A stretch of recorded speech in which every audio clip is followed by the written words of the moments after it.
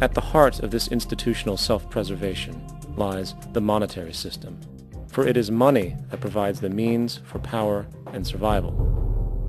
Therefore, just as a poor person might be forced to steal in order to survive, it is a natural inclination to do whatever is needed to continue an institution's profitability.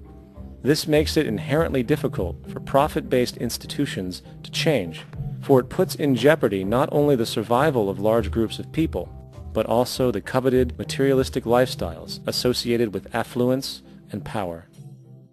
Therefore, the paralyzing necessity to preserve an institution, regardless of its social relevance, is largely rooted in the need for money or profit.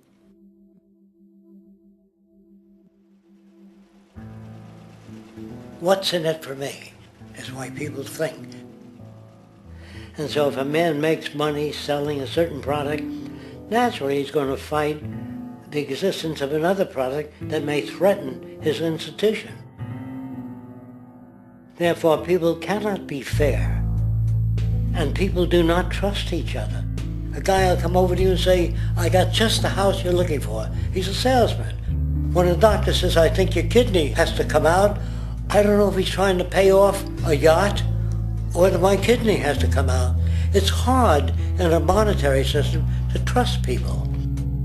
If you came into my store and I said, this lamp that I've got is pretty good, but the lamp next door is much better, I wouldn't be in business very long. It wouldn't work. If I were ethical, it wouldn't work. So when you say industry cares for people, that's not true. They can't afford to be ethical. So your system is not designed to serve the well-being of people. If you still don't understand that, there would be no outsourcing of jobs if they cared about people. Industry does not care. They only hire people because it hasn't been automated yet. So don't talk about decency and ethics. We cannot afford it and remain in business.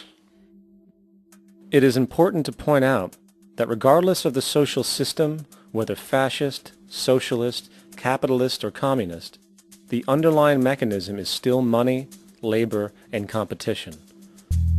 Communist China is no less capitalistic than the United States. The only difference is the degree by which the state intervenes in enterprise. The reality is that monetaryism, so to speak, is the true mechanism that guides the interests of all the countries on the planet. The most aggressive and hence dominant variation of this monetaryism is the free enterprise system. The fundamental perspective as put forth by early free market economists like Adam Smith is that self-interest in competition leads to social prosperity, as the act of competition creates incentive which motivates people to persevere. However, what isn't talked about is how a competition-based economy invariably leads to strategic corruption, power and wealth consolidation, social stratification, technological paralysis, labor abuse, and, ultimately, a covert form of government dictatorship by the rich elite.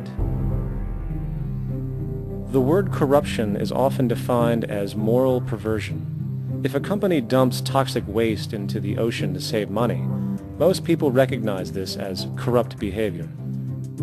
On a more subtle level, when Walmart moves into a small town and forces small businesses to shut down for they are unable to compete, a gray area emerges.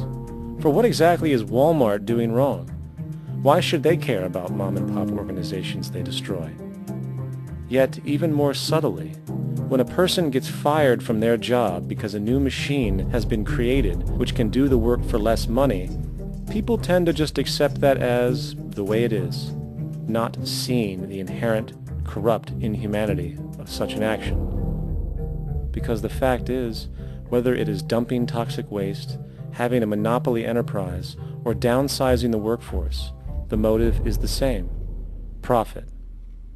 They are all different degrees of the same self-preserving mechanism which always puts the well-being of people second to monetary gain. Therefore, corruption is not some byproduct of monetaryism. It is the very foundation. And while most people acknowledge this tendency on one level or another, the majority remains naive as to the broad ramifications of having such a selfish mechanism as the guiding mentality in society.